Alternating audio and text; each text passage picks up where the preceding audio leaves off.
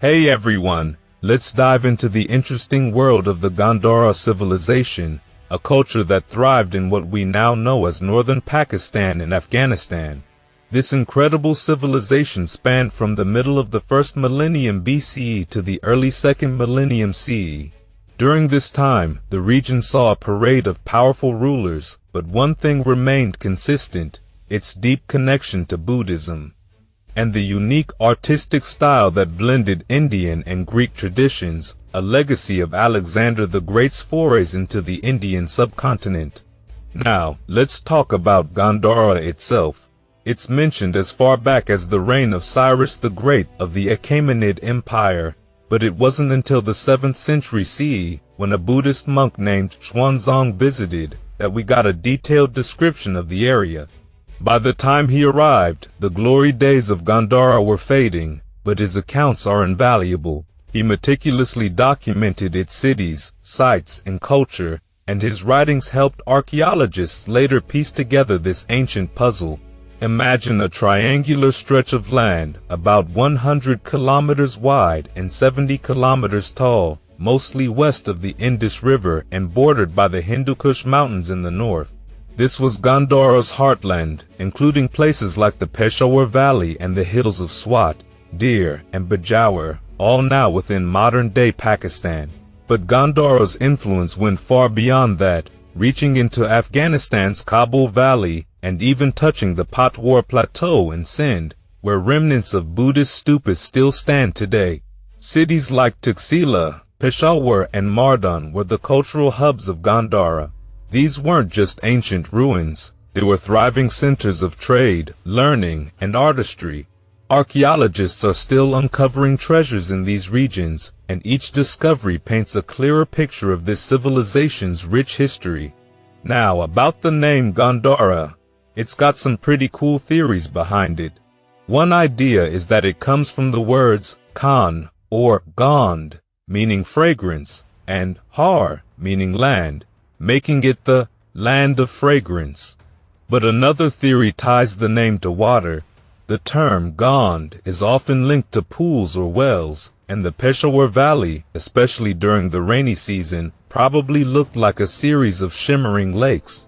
So Gandhara might have been known as the land of lakes. Either way, it's poetic, right? Over its long history, Gandhara saw the rise and fall of many great empires.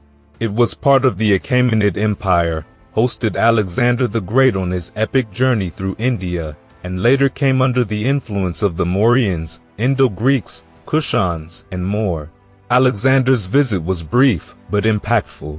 When he crossed into Gandhara, he formed alliances with local rulers like the Raja of Taxila, joining forces against his rival, Raja Porus. This led to the famous Battle of the Hydaspes, a moment that cemented Alexander's legend in India. But Alexander didn't stay long. After his victory, he headed south, eventually leaving Gandhara behind. However, his influence lingered. Greek settlers intermarried with locals, blending cultures and leaving a lasting mark on Gandhara's art and architecture. Over time, these settlers became more Indian than Greek, a testament to how civilizations adapt and evolve. And after Alexander's brief presence, Gandhara came under the Mauryan Empire around 316 BCE, when Chandragupta Maurya swept into the region, bringing the Indus Valley under his control. He declared Taxila one of the provincial capitals of his vast empire. This wasn't just a political move, it was strategic. Taxila was a hub of trade and culture, perfectly placed to link the east and west. Later, under his grandson Ashoka, Gandhara became a beacon of Buddhism. Ashoka wasn't just a ruler, he was a visionary. He built monasteries, spread Buddhist teachings, and established monumental stupas. One of the most iconic examples is the Dharmarojika stupa near Taxila, where Ashoka is said to have enshrined relics of the Buddha. But empires rise and fall, and by 184 BCE, the Indo-Greeks, led by King Demetrius, had taken over Gandhara. They brought a blend of Greek and local cultures that was unlike anything the region had seen before. Demetrius even founded a new city across the river from the old Taxila, a place now known as Circa. This city followed the Hippodamian grid system, a clear sign of Greek influence. Gandhara became a melting pot where Greeks, Indians, Bactrians, and Iranians lived side by side. You can still see evidence of this mix, like the Zoroastrian sanctuary at Jandial, which is just north of Circa. Fast forward to around 110 BCE, and we see the Scythians, nomadic tribes from Central Asia, moving in. They were fierce and determined, gradually taking over the region. Their dominance didn't last long though, as the Parthians arrived in the 1st century CE. One of their leaders, Gandhara, made Taxila his capital, and there's even a story that he was baptized by the Apostle Thomas. While this might seem far-fetched, Taxila was already home to a variety of religions, so it's not entirely impossible. Then came the Kushans around the 1st century CE, a pivotal moment for Gandhara. The Kushans weren't just rulers, they were game changers. They chose Peshawar as their power base and expanded eastward to establish a vast empire. Under their reign, Gandhara thrived. Taxila was rebuilt yet again, this time as Sursuk, a city with massive military-style walls. This was the golden age of Gandhara.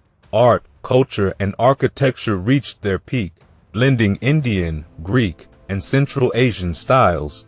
Pilgrims and scholars flocked to the region, making it a hub of Buddhist activity. Even the Greek philosopher Apollonius of Tyana visited Taxila and compared it to Nineveh, marveling at its underground chambers and intricate city layout. But no golden age lasts forever. As the Kushan Empire waned in the 3rd century CE, Gandhara entered a turbulent period. The Scythian Empire from Persia took over briefly, followed by the Kidarites, descendants of the Kushans. They managed to keep the cultural traditions alive for a while, but by the middle of the 5th century, the White Huns stormed in. These invaders weren't just conquerors, they brought cultural shifts. Buddhism, which had been the backbone of Gandhara's identity, began to decline, replaced by Hinduism under the Huns' influence.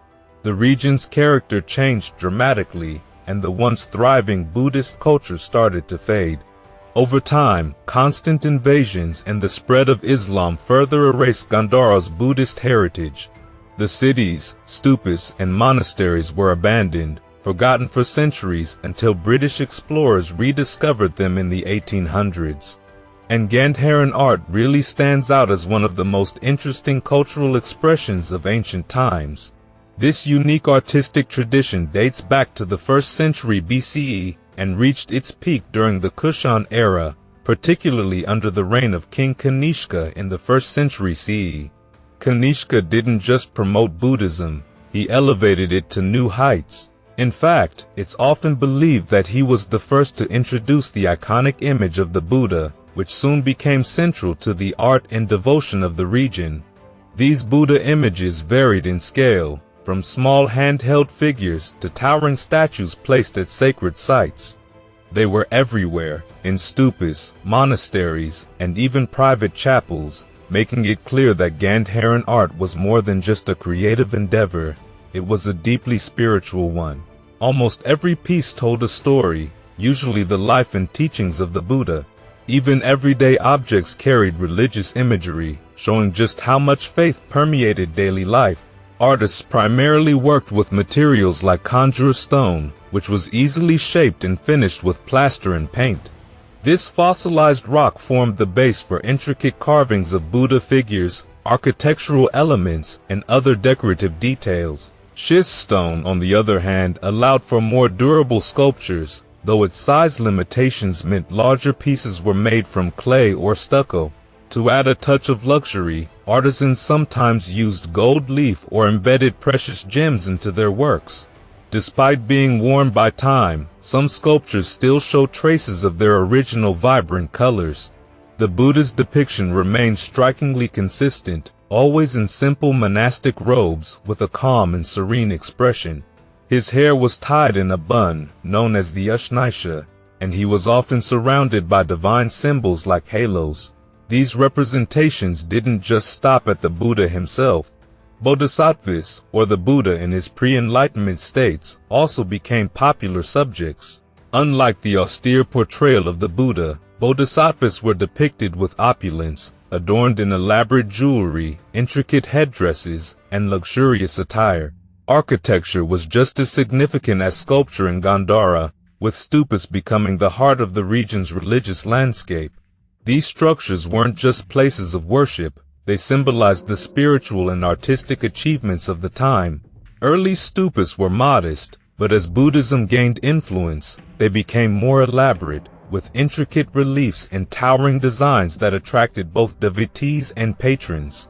The stupas often contained relics, believed to be the remains of the Buddha or revered monks, making them sacred pilgrimage sites. Stupas followed a standardized design, a circular or square base, a dome-like structure called the anda, and a processional path for devotees to walk around as part of their rituals. Over time, these structures became grander, often featuring multiple tiers, lion-topped pillars, and parasol-like ornaments symbolizing royal and spiritual authority. They weren't just architectural wonders, they were a blend of art and devotion, covered in detailed reliefs narrating Buddhist stories and teachings. Supporting these stupas were monasteries, which served as self-contained communities for monks. These complexes had everything a monk needed: halls for dining and services, kitchens, promenades, and even storage rooms. Some were decorated with vivid scenes from the Buddha's life, making them centers of both learning and artistry. But Gandhara wasn't just about Buddhism. The region was a melting pot of cultures and religions. Archaeological finds reveal evidence of Jainism, Zoroastrianism, and early Hindu practices coexisting alongside Buddhism. One striking example is the double-headed eagle stupa in Circa, which features architectural styles from Greek, Persian, and Indian traditions, highlighting the cultural fusion that defined Gandhara. Life in Gandhara thrived because of its strategic location. It sat at the crossroads of India, Persia, and China. This made it a hub for trade, travel, and cultural exchange. Over the centuries, invaders, merchants, monks, and pilgrims passed through its lands, leaving their mark on its art and architecture. However, the very route that made Gandhara prosperous also became the pathway for Islam, which eventually overshadowed Buddhism in the region. For centuries, the treasures of Gandhara lay forgotten until British colonial explorers rediscovered them in the 19th century.